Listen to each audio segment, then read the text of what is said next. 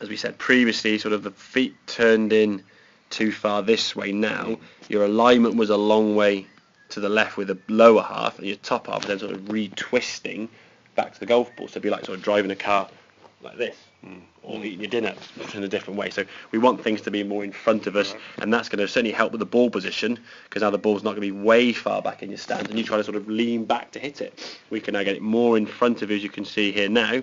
The feet are a lot more neutral to target. Everything's now sort of parallel to your target. You can just bring that left foot back a little bit if you want to just open the hips up slightly. We want to be twisting the feet to a different direction to then try and play a chip shot of this sort of length, okay? Once we're then set up, what we're trying to do is keep this angle and this angle here. As the club goes back now, you can see your left arm and the shaft are pretty much in a straight line from sort of there through there, yeah?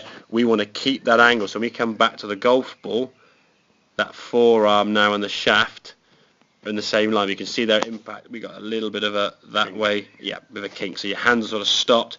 The club face now just a bit over it. It was a better contact. We got the club back to the ball. As we know, on a mat, we get reasonable results. Off the grass, it's not going to be the same contact. So once you've got that angle in your wrist and your forearm there in a nice straight line, it's then keeping that, exactly, keep that angle. Now don't keep it straight by locking it, because that's going to put a lot of tension in your arms and just fizz them across the green.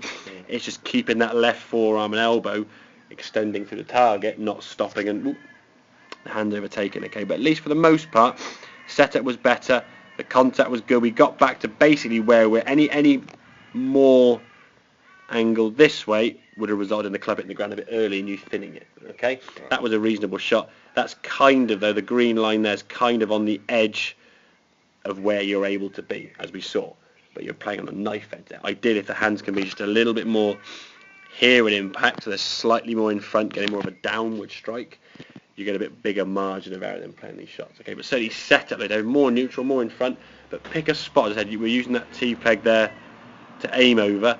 Aim the club at that in the first instance, get yourself set up there to start with, and that will hopefully eliminate that sort of, well, aiming too far left, too far right, where's the target? And you can do that for every shot. When you hit a 250-yard drive or a 2-foot putt, aim at a target 2 foot in front of you. It's your sort of intermediate target to get yourself aimed up straight. Because any club turning left or right, you then got to make adjustments in the swing. Well, a really short swing, it's hard to make adjustments over that short length, isn't it? So neutral club, neutral body, trust that the club, and then keeping those hands more in front rather than let the club stop and overtake. It make sense? Yep.